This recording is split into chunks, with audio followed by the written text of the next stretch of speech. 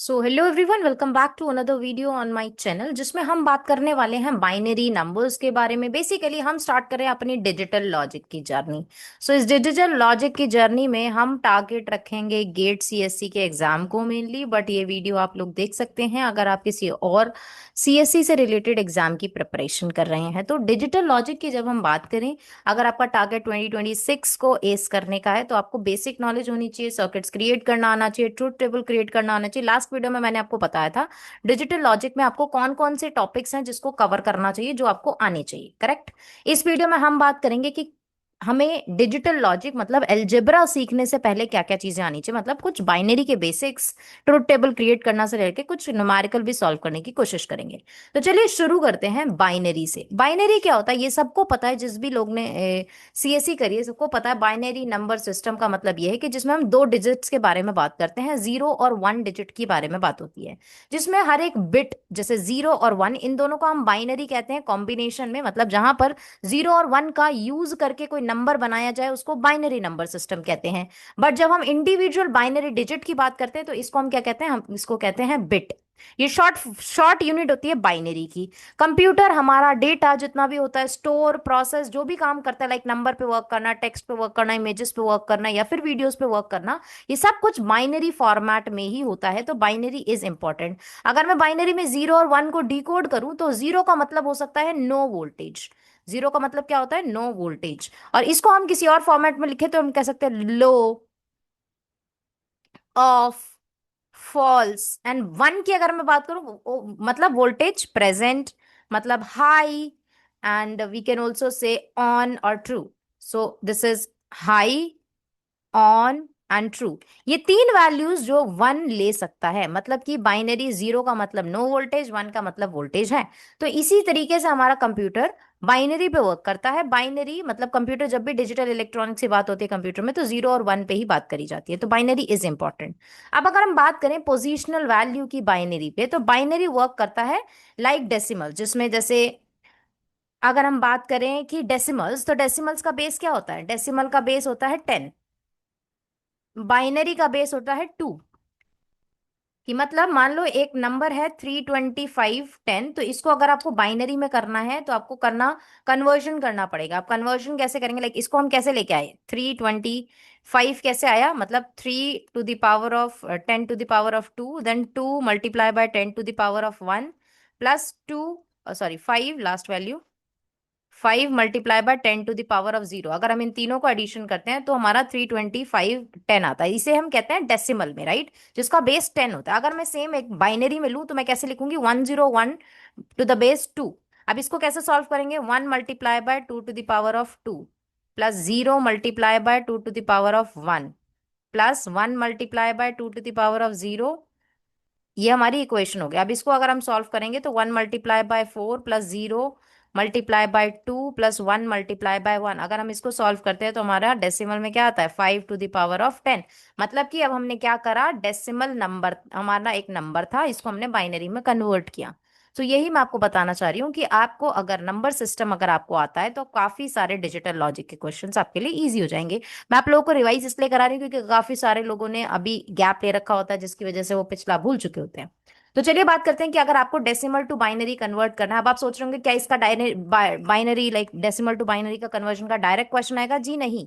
आपके पास कोई direct question नहीं आएगा डेसिमल टू बाइनरी कन्वर्जन का, बट इससे रिलेटेड आपसे twisted word problem kind of questions पूछे जाते हैं। तो जिसके लिए आपको ये आना चाहिए। अगर मैं मेथड की बात करूं तो हमें रिपीटेड डिवीजन बाय 2 करना होता है। जब हमें डेसिमल टू बाइनरी करना है मतलब हम डिवाइड करेंगे 2 से, again and again we are going to do that. जो भी हमारे पास वैल्यू आती है वो हम रखते हैं और उसके बाद हम क्या स्टोर करते हैं, हम रिमाइंडर स्टोर करते हैं। मान लो अब मुझे कन्वर्ट करना है 5 to the base 10 to binary. अब मुझे इसको बाइनरी में करना है, जो मैंने अभी पीछे दिखाया, तो उसके लिए क्या करेंगे, 5 डिवाइडेड बाय 2 क्या आएगा, रिमाइंडर, रिमाइंडर आएगा 1। अब क्या बचा, 1। अब अगेन हम ले लेंगे, मतलब 5 डिवाइडेड बाय 2 करेंगे तो 1, 2 यहाँ पे आ जाएगा, रिमाइंडर बच जाएगा 1। तो इसको इस तरीके से लिखती हूँ मैं ताकि आपको ज्यादा समझ में आए, 2 रिमाइंडर 1 आ जाएगा, 1 1 रिमाइंडर आ गया, ठीक है। अब जो हमारा क्वेश्चन वाली वैल्यू है ये उसको लेंगे, फिर से 2 से डिवाइड कर देंगे। अब हमारे पास क्या आएगा, 1 यहाँ आएगा, रिमाइंडर क्या बचा हमारे पास, रिमाइंडर हमारे पास इस केस में बचा 0। तो मतलब बाइनरी डिजिट यहाँ बनती जाएगी, राइट। तो 1 0 हो गया। अब इसके बाद 1 जो बचा है, 1 को अगेन आप 2 से डिवाइड करेंगे, क्या आएगा? 0 आएगा। रिमाइंडर क्या बच गया? रिमाइंडर भी 1। ठीक है, अब हमारा वैल्यू क्या आ जाएगी? 1 0 1। तो यही होता है 5 to the power of 10 और 1 0 1 बेस 2। ये हमारा बाइनरी कन्वर्जन हो गया। इसी का एक और क्वेश्चन ले लेते हैं। क्वेश्चन नंबर 2, मान लो आपको 7 to the base 10 को कन्वर्ट करना है बाइनरी में, तो आप कैसे करेंगे? अगेन डिवीजन फॉलो करेंगे। 7 डिवाइडेड बाय 2 करते हैं तो 3 आएगा, जिसमें रिमाइंडर क्या बचेगा हमारे पास? 1। करेक्ट। उसके बाद 3 को डिवाइड करेंगे 2 से तो क्वेश्चन 1 आएगा। रिमाइंडर क्या आएगा? रिमाइंडर भी हमारा 1 आएगा। अगर जो ये हमारा 1 आया, 1 को डिवाइड करेंगे फिर से 2 से, तो हमारा वैल्यू जो आएगी क्वेश्चन की वो 0 आएगी। रिमाइंडर 1 आएगा, मतलब 1 1 1। ये हमारा बाइनरी का कन्वर्जन है। इस तरीके से हम डेसिमल टू बाइनरी कर सकते हैं। अब मान लो आपको बाइनरी टू डेसिमल करना है, जो मैंने अभी आपको पीछे करके दिखाया। तो बाइनरी टू डेसिमल करने के लिए आपको क्या करना है? बाइनरी मान लो आपको वैल्यू दी है 1 1 0 1 2, मतलब बाइनरी। इसको डेसिमल में करना है तो क्या करेंगे? मल्टीप्लाई करेंगे। मल्टीप्लाई किससे करेंगे? डिजिट्स से। तो पहली डिजिट है, उसके बाद कितनी डिजिट है? 3, तो हम 2 × 2 to the power of 3। फिर अगेन दूसरा डिजिट लेंगे, 2 to the power of 2। फिर क्या करेंगे? फिर एडिशन लगाकर, मतलब इस तरीके से हम इसमें मल्टीप्लाई करते जाएंगे। हमें ए मल्टीप्लाई करना है हर एक बिट को bye 2 to the power of n। अब 2 to the power of n, n क्या है? n क्या है? Position from the right. Right hand side से उसकी पोजीशन क्या है, कौन से नंबर पे उसकी पोजीशनिंग है, वो आपको चेक करनी है, और उसी के अकॉर्डिंग आप 2 to the power of n लगाते जाएंगे। सेकंड थर्ड हमारा क्या है? 2 to the power of 1। फिर हम ऐड करेंगे 1 × 2 इसको अगर हम सॉल्व करते हैं तो ये आ जाएगा 2 to the power of 3 8। Then 4 2 to the power of 2 4 2 to the power of 0 and then 1। इसको अगर हम सॉल्व करेंगे तो क्या आएगा? 13 टू दी डेसिमल्स, मतलब डेसिमल में 13 आ जाएगा। अब आपको ये ट्राई करना है सॉल्व करने का। मैं आपको दो क्वेश्चंस दे रही हूँ, इसको सॉल्व करके नीचे चैट बॉक्स में आंसर लिख देना। 12 को आपको कन्वर्ट करना है, किसमें? बाइनरी में कन्वर्ट करना है, और मुझे बताना है कि क्या वैल्यू आएगी, बट आपको इसको सॉल्व करना है, ना कि गूगल। 9 बेस 10 क्या होगा? और बाइनरी टू डेसिमल का 1 0 1 1 1 0 1। इन दोनों को आपको क्या करना है? डेसिमल में कन्वर्ट करना है। इन चारों क्वेश्चन को सॉल्व करके जल्दी से नीचे कमेंट कर दो, और मूव ऑन करते हैं नेक्स्ट चीज पे, नेक्स्ट टॉपिक पे। तो इसको हम कहते हैं लॉजिकल ऑपरेशन। बेसिक्स आपको पता होनी चाहिए। मैंने आपको बेसिक्स बता दिया है कि कैसे आप कन्वर्जन करते हैं, ठीक है। और भी फॉर्मेट होते हैं, ऑक्टल होता है, हेक्सा हेक्सा होता है, तो बट इस बेसिक नॉलेज आपको होनी चाहिए। अब बात करते हैं बाइनरी लॉजिकल ऑपरेशन की। अब लॉजिकल ऑपरेशन क्यों मैटर करता है? लॉजिकल ऑपरेशन इसलिए मैटर करता है क्योंकि ये बिल्डिंग ब्लॉक होता है। अगर आपको वर्क करना है बुलियन एक्सप्रेशन पे, अगर आपको बुलियन एक्सप्रेशन सॉल्व करने हैं, तो आपको लॉजिकल ऑपरेशन पता होना चाहिए। अगर आपको डिजिटल सर्किट्स पे वर्क करना है, डिजिटल सर्किट्स क्रिएट करने हैं गेट्स का यूज करके, तो भी आपको लॉजिकल ऑपरेशन तो आना चाहिए। गेट में बुलियन सिंप्लीफिकेशन के क्वेश्चन जरूर आते हैं, जिसमें आपको बताया जाता है कि आपने गेट यूज करना है। अब गेट तो आप लोगों को पता होगा कि लॉजिकल गेट के बारे में बात हो रही है, मतलब एंड गेट को यूज किया जा रहा है, और को नॉट को यूज किया जा रहा है, एक्सऑर को यूज किया जा रहा है। इसको यूज करके कोई सर्किट बना है, उसकी इक्वेशन को आपको सिंप्लीफाई करना है। तो चलिए एक एक करके जानते हैं। सबसे पहला ऑपरेशन जो होता है वो एंड ऑपरेशन होता है। जब भी आपको इक्वेशन दी जाती है वो ऑपरेशन के साथ दी जाती है, मतलब एंड ऑपरेशन। एंड ऑपरेशन का क्या सिंबल होता है? एक डेसिमल का सिंबल होता है, ठीक है। जब हम दो वैल्यूज लिखते हैं, मतलब कि A.B लिखा है मैंने, या डायरेक्टली भी लिखा हुआ है AB, तो इसका मतलब क्या है? A and B। A and B का मतलब इसमें डॉट जो लगा है, इसी को हम एंड ऑपरेशन कहते हैं। ये होता है A एंड B। इस तरीके से पढ़ते हैं। अब इसको हम कैसे डिनोट करते हैं, कैसे बताया जाता है कि मतलब कौन सा वो है? तो it is D shaped flat and. D shaped flat and, like kind of D shaped flat and. ये कुछ इस तरीके से हमारा एंड वर्क करता है, ठीक है। इसमें क्या होता है? आउटपुट कितने आते हैं? इसमें आउटपुट 1 आता है, इनपुट भी 1 होता है। अगर दोनों इनपुट 1 है, मतलब मान लो दो दो इनपुट दिए हैं A और B, जिसका आउटपुट आ रहा है Y, तो A और B का आउटपुट जो आएगा Y = A.B। तो A और B अगर दोनों 1 है तो आउटपुट भी 1 आएगा। ये एंड ऑपरेशन होता है। एंड ऑपरेशन की ट्रुथ टेबल की अगर हम बात करें तो A.B. अब मान लो A 0 है, B भी 0 है, तो वैल्यू भी 0 आएगी। A 0 है, B 1 है, तो वैल्यू क्या आएगी? 0 आएगी। 1 0 0। बट जब दोनों 1 होंगे तो हमारा आउटपुट 1 आएगा। ये किस केस में होता है? ये होता है एंड ऑपरेशन के केस में। तो आपको बुलियन फॉर्मेट में दिया जाएगा, मान लो a y is equal to A B, तो मतलब if a is equal to 1, b is equal to 1, तो ही वाई 1 होगा, अदरवाइज वाई क्या हो जाएगा, 0 हो जाएगा। तो ये आपको याद रखना है। सेकंड ऑपरेशन जो होता है हमारा वो और ऑपरेशन होता है। और ऑपरेशन हमारा ऐड की तरह वर्क करता है। इट मींस इसमें क्या सिंबल यूज होता है, इसमें सिंबल प्लस का यूज होता है, इसमें कर्व्ड शेप यूज होती है। ठीक है, अब कर्व्ड शेप के बाद कुछ इस तरीके से, ठीक है, इसके बारे में बाद में बात करेंगे।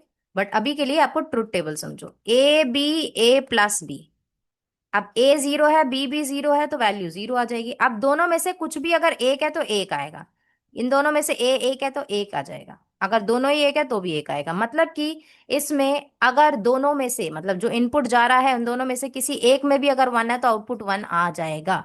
इस तरीके से आप इसको याद रख सकते हैं। उसके बाद आता है नॉट ऑपरेशन। अब नॉट ऑपरेशन क्या कहता है, नॉट ऑपरेशन का सिंबल होता है, ये तो पहली बात तो एक ही इनपुट लेता है और उसी का अपोजिट देता है। मगर आपने मान लो अपने इनपुट में ट्रू दिया है तो आउटपुट में क्या आएगा, फॉल्स आएगा। अब इसको डिनोट कैसे करते हैं, जैसे बाकी सबके सिंबल्स हैं, इसका भी एक सिंबल, या तो आप इसको ए टू दी बार लिखेंगे या फिर आप ए ऐसे लिखेंगे।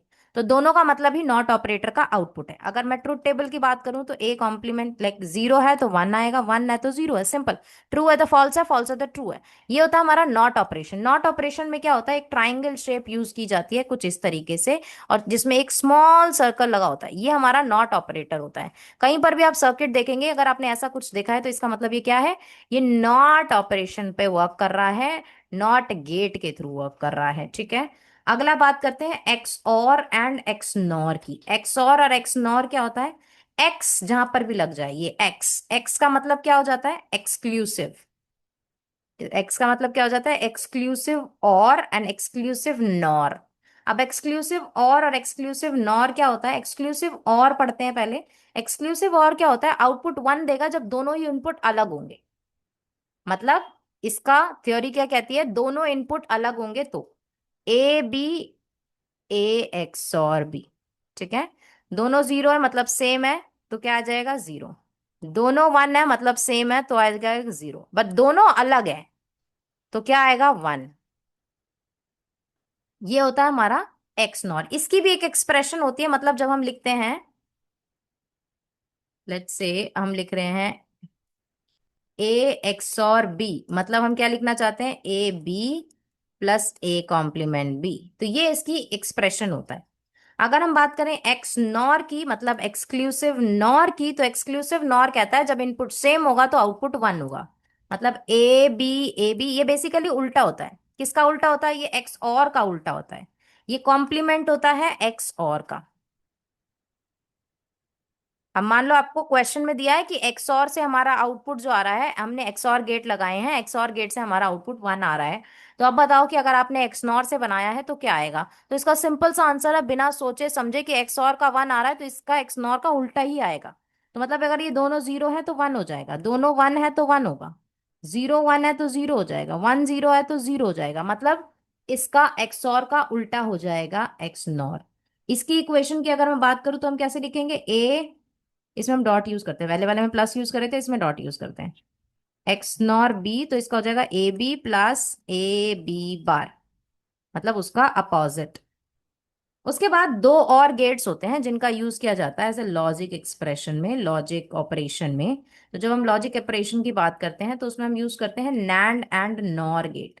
नैंड एंड नॉर गेट मतलब क्या होता है, ये दोनों क्या होते हैं, यूनिवर्सल गेट होते हैं। कैसे गेट्स होते हैं, यूनिवर्सल गेट होता है। यूनिवर्सल गेट का मतलब है कि you can make any logical function, अगर आप इन दोनों को यूज करें तो कोई भी लॉजिकल फंक्शन बना सकते हैं।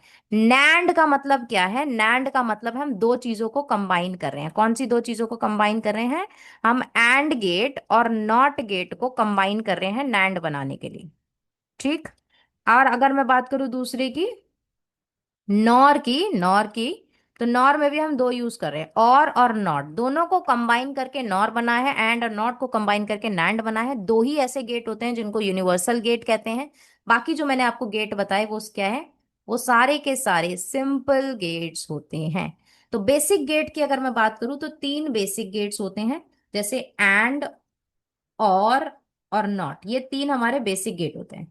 इसमें हम डी शेप यूज करते हैं, इसमें हम कर्व शेप यूज करते हैं, इसमें हम ट्राइंगल यूज करते हैं जिसमें आगे एक स्मॉल सर्कल लगा होता है। इन दोनों में दो दो इनपुट जाता है, इसमें एक इनपुट आता है, आउटपुट सब में एक आता है। एक्सप्रेशन की बात करें, इक्वेशन की बात करें, बुलियन एक्सप्रेशन की बात करें, तो a is equal to A dot b, y is equal to a plus b, y is equal to a complement. इसमें कब वन आता है, इसमें कब वन आता है, इसमें कब वन आता है, तो इसके लिए सिंपल सा आप याद रखना, जब बोथ इनपुट वन हो तो आउटपुट वन आएगा। अगर at least one input one हो, मतलब one input is equal to one है, तो हमारा आउटपुट में वन आएगा। अगर output is opposite of input, मतलब जब आपको वन चाहिए तो मतलब जीरो पास कर दो, आपके पास वन आ जाएगा। Output is opposite of input. So कुछ इस तरीके से आप बेसिक गेट्स को याद रख सकते हैं। करेक्ट। अब बेसिक गेट्स को याद रख लिया तो आपको डिराइव्ड एंड कॉम्बिनेशन भी पता होनी चाहिए, मतलब यूनिवर्सल वाले भी पता होने चाहिए। यूनिवर्सल दो होते हैं बट डिराइव्ड जो होते हैं वो चार होते हैं। कौन से वाले? डिराइव्ड, मतलब जो बेसिक को यूज करके बनाए जाए वो। तो इसमें चार होते हैं, नैंड, नॉर, एक्स और एक्स नॉर। ठीक। ये दोनों क्या होते हैं? एक्सक्लूसिव गेट्स होते हैं। ये दोनों कौन से होते हैं? ये दोनों यूनिवर्सल गेट होते हैं। यूनिवर्सल गेट में क्या होता है, मैंने आपको बताया, नैंड में एंड और नॉट यूज होता है, मतलब एक एंड और आगे एक स्मॉल सा सर्कल लगाया जाता है आउटपुट दिखाने के लिए। ये होता है हमारा अपडेटेड एंड गेट। ठीक है। इसमें क्या होता है, इसमें और होता है, आगे एक छोटा सा सर्कल लगा होता है, इसका सिंबल हो जाता है। एक्सऑर की अगर हम बात करें तो नॉर्मली जैसे हम और गेट लगाते हैं विद एक्स्ट्रा कर्व्ड लाइन, तो हम ये इसको यूज करते हैं। इक्वेशन आपको पता होनी चाहिए, y is equal to A dot B complement, because complement कहां से आया? नॉट से। डॉट कहां से आया? एंड से। तो दोनों का कॉम्बिनेशन हो गया। सेम चीज इसमें है, इसमें हम और का यूज करते हैं। एक्स और में हम क्या करते हैं? y is equal to a x और b is equal to A B complement, a complement B.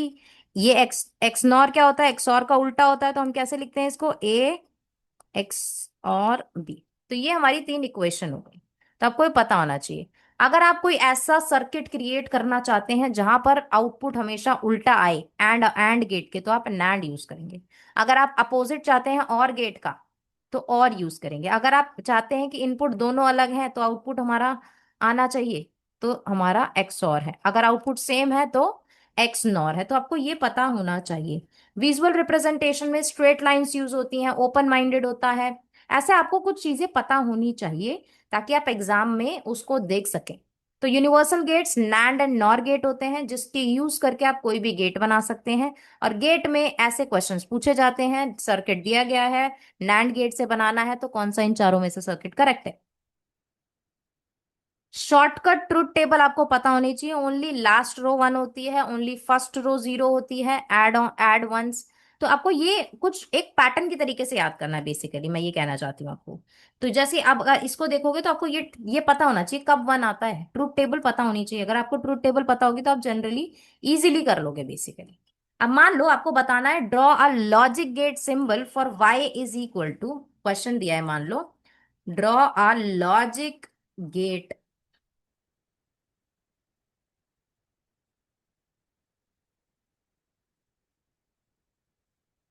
draw a logic gate symbol for y is equal to a plus b complement. अब ये किसका है? ये किसका है? ये बनेगा हमारा किसका? ए प्लस है, इसमें प्लस मतलब और का सिंबल है, कॉम्प्लीमेंट है मतलब ये किसका बन जाएगा? नॉर का। अब इसमें अब मान लो, एक मैं और क्वेश्चन आपसे पूछती हूँ कि मान लो विच गेट इज और गेट फॉलोड बाय नॉट, और गेट फॉलोड बाय नॉट, तो इसका क्या आंसर होगा? चैट में लिखना है इसका आंसर। बहुत सिंपल आंसर है इसका। अब मान लो मैं आपसे बेसिक सिंपल क्वेश्चन पूछती हूँ, which gate outputs one only when, only if input differs, तो इसका क्या आंसर होगा? तो ये आपको दोनों क्वेश्चन को चैट में लिखना है। चलिए अब मूव ऑन करते हैं बुलियन अलजेब्रा पे। बुलियन अलजेब्रा के कुछ लॉज होते हैं जो आपको आने चाहिए अगर आपको कोई भी न्यूमेरिकल क्वेश्चन सॉल्व करना है। तो बुलियन लॉज एंड आइडेंटिटीज आपको पता होनी चाहिए। पहले बात करते हैं लॉज की कि कौन कौन से लॉ होते हैं, कैसे उनको यूज किया जाता है। ठीक है, अब इस सब में गेट्स का यूज हो रहा है। ठीक है, पहले मैंने आपको जो पढ़ाया लॉजिक फंक्शंस वगैरह उसमें भी गेट्स आएंगे, बुलियन अलजेब्रा में पढ़ा रही हूँ उसमें भी गेट्स आएंगे। मान लो a+0 है तो इसका आउटपुट 1 आएगा। ये इसको क्या कहते हैं हम, इस लॉ को हम कहते हैं आइडेंटिटी लॉ। क्वेश्चन में लॉ का नाम लिखा जाएगा कभी कभी, और कभी कभी इक्वेशन दे दिया जाएगा। मान लो दिया गया है this circuit follows identity law, now tell me what would be the value of y और what will be the output of the circuit. तो आइडेंटिटी लॉ आपको पता होना चाहिए। आइडेंटिटी लॉ क्या कहता है, और with zero changes it means nothing. It means जब आप इसको ऐड कर रहे हैं तो जो इसकी एक्चुअल वैल्यू है वही आउटपुट में आएगी। और अगर मैं दूसरा लॉ बताऊं तो अगर आप और अप्लाई कर रहे हैं, मतलब ये वाला और है राइट, और with zero changes it means value जो प्रोवाइड करी गई है वो जीरो प्रोवाइड करी गई है, इसलिए हमारे वैल्यू आई है। अब अगर हम पॉइंट की बात करें तो अब प्लस को तो आप प्लस की तरह देखो, मल्टी डॉट को आप मल्टीप्लीकेशन की तरह देखो कि अगर आप एक 5 को मल्टीप्लाई करोगे 1 से तो 5 ही आएगा, अगर आप 5 को प्लस करोगे 0 से तो भी 5 ही आएगा। तो आपको इस तरीके से इसको याद रखना है। ठीक है, तो ये दोनों ही जो मैंने आपको लॉ, दोनों वैल्यू बताई हैं, दोनों इक्वेशंस बताई हैं, ये दोनों आइडेंटिटी लॉ होती हैं। मतलब और with zero change gives you the value, and with one change is nothing. दोनों ही केस में कुछ भी चेंज नहीं होता है। और में अगर आप जीरो इनपुट दोगे तो भी कुछ चेंज नहीं होगा, एंड में अगर वन चेंज होगा मतलब एक वैल्यू अलग होगी तो भी कुछ आउटपुट नहीं आएगा। तो आइडेंटिटी लॉ आपको ऐसे याद रखना है कि अगर हम कुछ एडिशन पे जाते हैं तो हमें वैल्यू वही मिल जाती है, अगर हम मल्टीप्लाई पे जाते हैं 1 से किसी भी चीज को मल्टीप्लाई करेंगे तो वो वैल्यू ही आएगी। This is called identity law. Next जो लॉ होता है उसको हम कहते हैं नल लॉ। अब नल लॉ का मतलब क्या है, a+1 क्या देगा 1। अब a multiply by 0 is equal to 0। अब इसमें वो वाला कॉन्सेप्ट अप्लाई नहीं होगा जो आइडेंटिटी में हमने अप्लाई किया। इसमें हम और गेट और एंड गेट से समझेंगे। ठीक है, और गेट में अगर आप ट्रुथ टेबल याद रखो तो और गेट में क्या होता है, अगर आप और गेट में 1 देते हो तो आउटपुट क्या आता है, 1 आता है। एंड गेट में 0 देते हो तो आउटपुट क्या आएगा, 0 आएगा। ये हमारे नल लॉ हो गए। उसके बाद आते हैं इंडो इंडेम्पोटेंट लॉ। इसका मतलब क्या होता है, दो वैल्यूज दी गई हैं, इन दोनों का एडिशन हमेशा सेम वैल्यू आता है। अगर हम ऐसे लिखते हैं और में तो भी ए आता है। तो ये आपको कुछ लॉज याद करने पड़ेंगे। कॉम्प्लीमेंट लॉ की अगर मैं बात करूं तो a+a कॉम्प्लीमेंट 1 होता है, a.a कॉम्प्लीमेंट क्या होता है, 0 होता है। तो इसको हम कहते हैं कॉम्प्लीमेंट लॉ। मतलब उस वैल्यू का अपोजिट अगर आपको दिया है 5+5 कॉम्प्लीमेंट कुछ इस तरीके से दिया है तो वैल्यू 0 ही होगी। करेक्ट, तो इसे हम कहते हैं कॉम्प्लीमेंट लॉ। उसके बाद हमारा आता है डोमिनेशन लॉ। लॉ अब डोमिनेशन लॉ क्या होता है, डोमिनेशन लॉ मतलब होता है a+1 करते हैं तो 1 आएगा, मतलब ये नल वैल्यू सेम एज नल जो हमने नल में पढ़ा है अब वही है। a मल्टीप्लाई बाय 0 करेंगे तो भी जो, इसी को हम डोमिनेशन लॉ भी कहते हैं। उसके बाद हमारा आता है डबल नेगेशन। क्या कहते हैं हम इसको, double negation. Okay, double negation, double negation मतलब कि जब हम ए कॉम्प्लीमेंट करते हैं तो ये कभी भी ए के इक्वल नहीं होगा, बट अगर हम ए कॉम्प्लीमेंट कॉम्प्लीमेंट करते हैं तो ये इक्वल टू ए होगा। इसे हम डबल नेगेशन कहते हैं। मतलब इसका तो सिंबल अगर हम ऐसे लिखते हैं, मतलब 1 is not equal to 0, but अगर मैं 1 का भी उल्टा कर दूं तो वो 0 हो जाएगा ना। अब इसी को मैं ए बी में लिखूं तो मैं लिख रही हूँ ए मतलब 0, 0 का उल्टा ऐसे लिखा जाएगा तो ये इक्वल नहीं है। बट जब मैं इसका भी उल्टा कर दूंगी तो ये इक्वल हो जाएगा। इसे हम कहते हैं डबल नेगेशन। उसके बाद आते हैं कुछ ऐसे लॉ जो हमें एडिशन, लाइक कम्यूटेटिव लॉ। इसको हम क्या कहते हैं, इस लॉ में क्या होता है, इस लॉ में a+b is equal to b+a same होता है दोनों side, a multiply b is equal to b multiply by a। उसके बाद अनदर लॉ जो होता है उसे हम कहते हैं एसोसिएटिव। इस एसोसिएटिव लॉ वगैरह से क्वेश्चन पूछे जाते हैं। मेक अ नोट कि इससे क्वेश्चन पूछे जाएंगे। a+b+c लिखा है तो हम इसको ऐसे भी लिख सकते हैं, इट्स द सेम। अगर यही सेम चीज डॉट के साथ है तो भी हम इसी को फॉलो करेंगे। इसे हम कहते हैं एसोसिएटिव लॉ, मतलब दोनों ही साइड पे ऐसा होता है। उसके बाद आता है डिस्ट्रीब्यूशन लॉ। डिस्ट्रीब्यूशन लॉ में हम वैसा फॉलो नहीं करते हैं, डिस्ट्रीब्यूटिव कह लो आप इसको, चाहे डिस्ट्रीब्यूशन कह लो। A multiply B plus C, normal जैसे हम मैथमेटिक्स में करते हैं ना, इसको इससे, इसी को इससे, इसी को हम डिस्ट्रीब्यूशन कहते हैं। ठीक है, इसको हमने क्या लिखा, ए को सी से।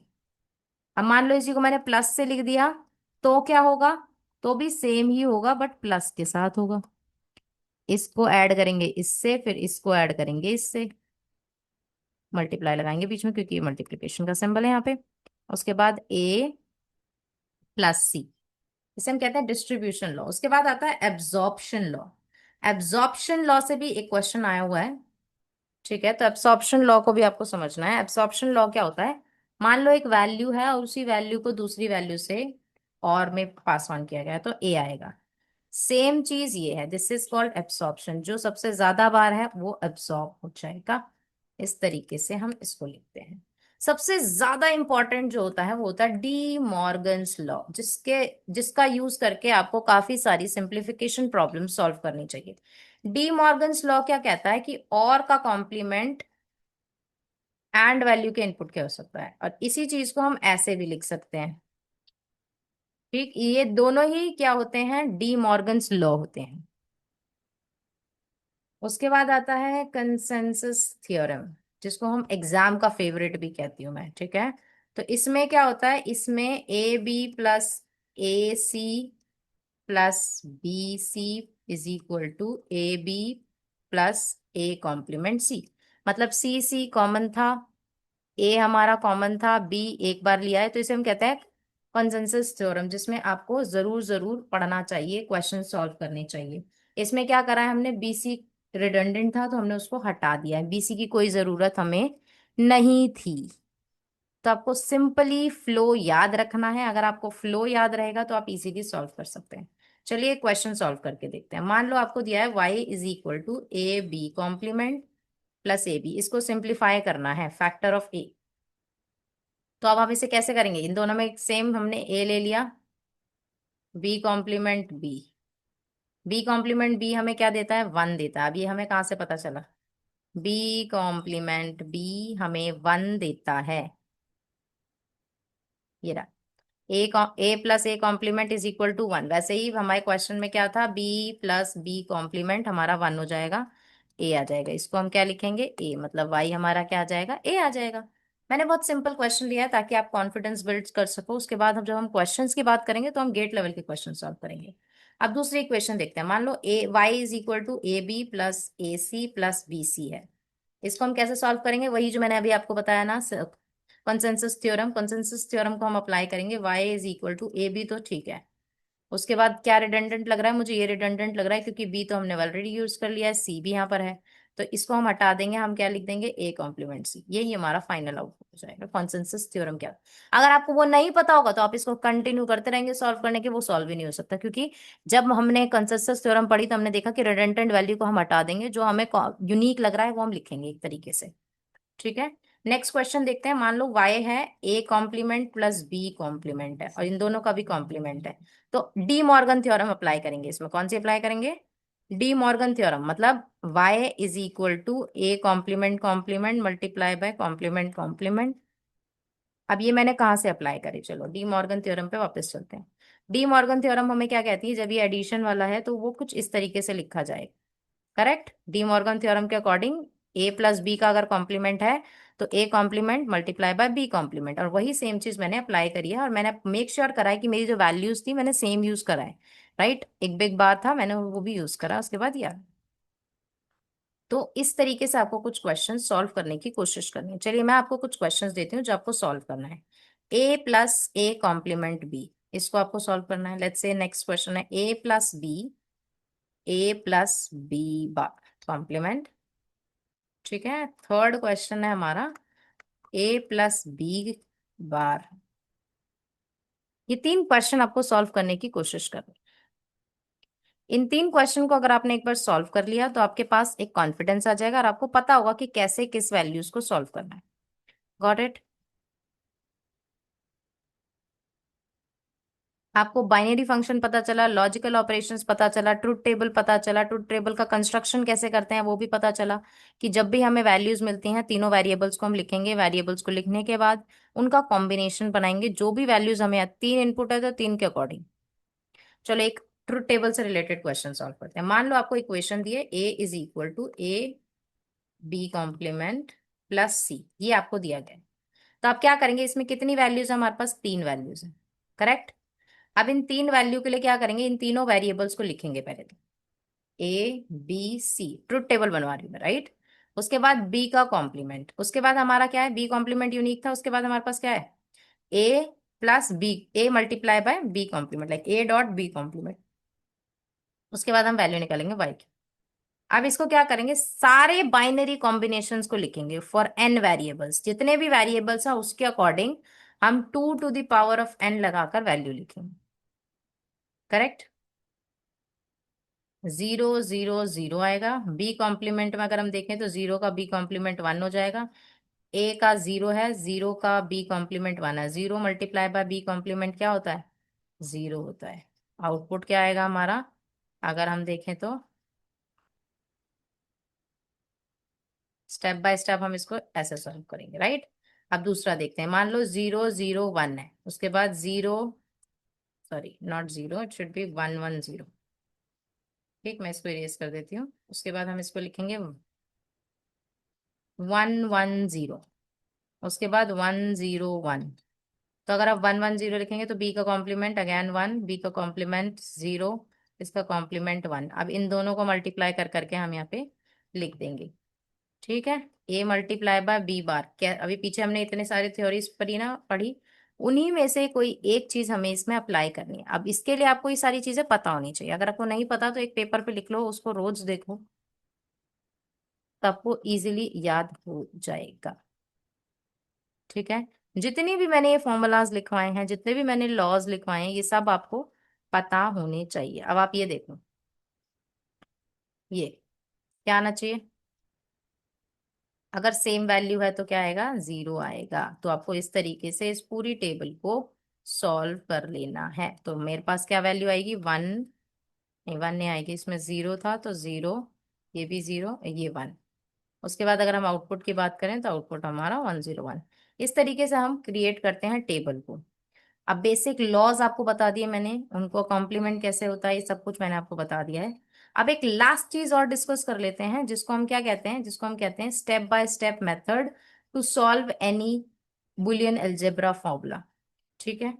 अब बुलियन अलजेब्रा फॉर्मूला को, लाइक बुलियन एक्सप्रेशंस को, बुलियन अलजेब्रास को कैसे सॉल्व किया जाता है, ये मेथड मैं आपको अब बता देती हूँ। बेसिकली ये एक तरीके का स्टेप बाय स्टेप मेथड होता है, तो आप अपने वर्ड्स में अपने नोट्स पे लिखना। सबसे पहला स्टेप क्या होता है, स्टेप नंबर 1 होता है रिमूव डबल नेगेशन। सेकंड जो होता है, आपको क्या अप्लाई करना है, अप्लाई कॉम्प्लीमेंट लॉ। उसके बाद आप क्या अप्लाई करेंगे, कॉम्प्लीमेंट लॉ। डबल नेगेशन क्या होता है, जब इसमें बार बार दो बार लगा होता है तो इसको हम ऐसे लिखते हैं, ठीक है। पहले हम इसको सॉल्व करेंगे, उसके बाद कॉम्प्लीमेंट, मतलब a plus A complement is equal to 1 and a dot a complement is equal to 0। तो ये हम अप्लाई करेंगे। थर्ड स्टेप आपका होना चाहिए, अप्लाई करें आप अकॉर्डिंग टू योर एक्सप्रेशन। या तो आप आइडेंटिटी लॉ लगाने की कोशिश करेंगे, या तो आप नल वैल्यू, नल लॉ, ठीक है, इन दोनों को आप अप्लाई करने की कोशिश करेंगे। उसके बाद अगर आपकी इक्वेशन बड़ी है, उसमें आपको लगता है इंडेम्पोनेंट लॉ भी अप्लाई होना चाहिए, तो फोर्थ स्टेप पे हमारा आता है आइडेम्पोटेंट। फिफ्थ स्टेप पे हम क्या करते हैं, एब्सॉर्प्शन लॉ लगाते हैं। अब एब्सॉर्प्शन लॉ मैंने आपको पीछे बताया, उसके बाद हमारा आता है डिस्ट्रीब्यूटिव लॉ, ठीक है। उसके बाद आपकी कोई भी, अगर आपको लगता है कि वैल्यूज रिडंडेंट हैं, तो आप कंसेंसस थ्योरम लगाएंगे और उसको हटा देंगे। उसके बाद एट स्टेप आता है कि आप डी मॉर्गन को अप्लाई करें। अगर आपकी इक्वेशन अभी भी आपको लेंदी लगती है डी मॉर्गन अप्लाई करने के बाद, स्टेप नंबर 8 के बाद भी, तो आप क्या करेंगे, स्टेप नंबर 9 में आप रिपीट करेंगे कौन से स्टेप को, स्टेप नंबर 2 से 8 को, जब तक आप ये फील ना कर लें कि no more redundant is possible. या फिर मैं ये कहूँ no more reduction is possible. तो दोनों ही केस को आपको इंश्योर करना है ताकि आप एक फाइनल सिंपल फॉर्म पे पहुंच सके। सिंपल फॉर्म पे पहुंचने के लिए इन 9 स्टेप्स को आपको फॉलो करना पड़ेगा। Double negation, complement law, identity law, null law, idempotent law, absorption law, distributive law, consensus law, De Morgan's law, और even the 9th step which is to repeat everything. आपको अपने क्वेश्चन को पहले लिखना है clearly, step by one. Step number 1 से शुरू करते हुए आप उसको सिंप्लीफाई करेंगे। सिंप्लीफिकेशन से related we will solve more problems, but आपको क्या करना है, आपको ये पूरा का पूरा नोट्स में अपने लिख लेना है ताकि नेक्स्ट टाइम जब हम इसके क्वेश्चन सॉल्व करें तो आप उससे रेफरेंस ले सकें। So I hope this video was helpful for you. मिलते हैं नेक्स्ट वीडियो में, तब तक के लिए stay tuned, happy learning and keep growing.